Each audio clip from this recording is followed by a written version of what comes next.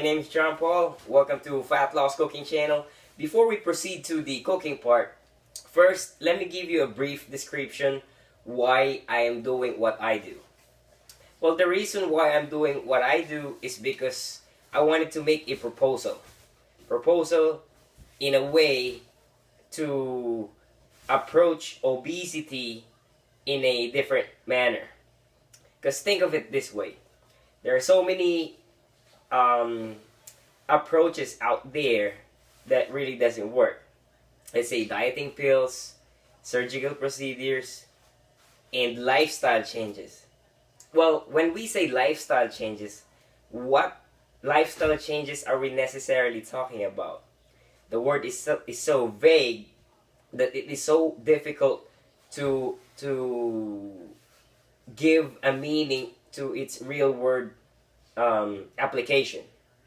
This is where recipe modification comes in, because once I get to build an empire of modified and better recipes in the future, we can now use my recipes as the universal recipes to improve people's body composition without them even knowing it.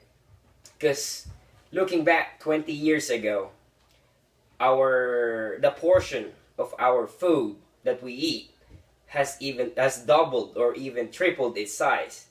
Now, the combination of using the conventional recipe and the huge portion doesn't really go well together. So, but since we already adapted to the larger portion of food, something has to change. And this is the recipe. You know, there is no reason why we should stick to the traditional recipes of food. Ask yourself why. Is there any valid reason? Personally, I think it's just our excuse to be lazy. Now, if we actually use my recipes while maintaining the portions, we can enjoy food and more foods by volume. Now, when it comes to the cooking part, for today's episode, I will make a low-fat Chinese barbecued pork. Now, if you are a regular to Chinese buffets, you should be familiar with this food item. This is the meat that is typically red in color and is kind of sweet and tangy. For the ingredients, we are going to use 1 pound of pork tenderloin cut into tiny pieces like this. As far as the marinade, since I already pre-marinated the pork for about 3 hours in the refrigerator, now you will need 2 cloves of crushed garlic. You will also need 2 tablespoons of rice wine. You can use mirin if you don't have a rice wine. You also need 2 tablespoons of hoisin sauce, 2 tablespoons of tomato ketchup. You will also need 1 tablespoon of soy sauce, 1 packet of nutritive sweetener, 1/4 teaspoon of Chinese 5-spice powder. You also need 1/4 teaspoon of baking soda. And this, as far as the optional ingredient, if you want your meat to be a little reddish in color, put 1/4 teaspoon of red food coloring. Now, there are 2 ways to cook this Chinese barbecued pork. First, you may cook it on the grill or you may bake it. In this recipe, I am going to bake it.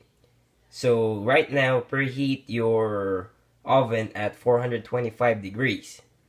Since we are going to bake the barbecued pork, this is the method that I really recommend for this recipe. So grab about a baking pan that is at least 2 inches deep and pour it with about 1 cup of water to keep the meat moisturized.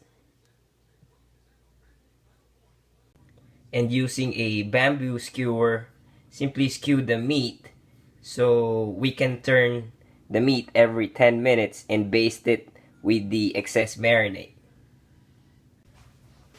Now that the meat is already in the oven, so make sure to turn it every 10 minutes and baste it with the excess marinade.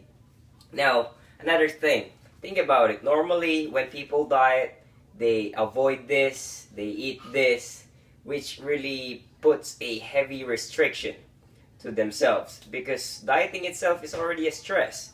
So, consider my proposal. I mean, simply cook your own food, eat delicious foods, and let my recipes take care of your body recomposition. Now, after baking the Chinese barbecued pork for about 25 to 30 minutes, you now have this luscious barbecue. Now, as far as the numbers are concerned, if you choose to eat the whole thing, which is pretty much big anyway, look at that. You are looking at around 903 calories if you eat the whole thing. So, but anyway, my suggested serving based on real world application is about 2 to 4 servings. So using the 4 servings, the total calorie content came up to 226 calories with 24 grams of protein, 6 grams of fat, and 8 grams of carbohydrates. See, if you are counting macronutrients, you can eat the whole thing or eat half of it. So if you are somebody who don't eat by numbers, simply use the 4 serving suggestions that I have suggested. Now, if you are enjoying my cooking videos, please subscribe, share my channel, spread the good words, and of course, make sure to leave me some comments and feedbacks for future recipe suggestions.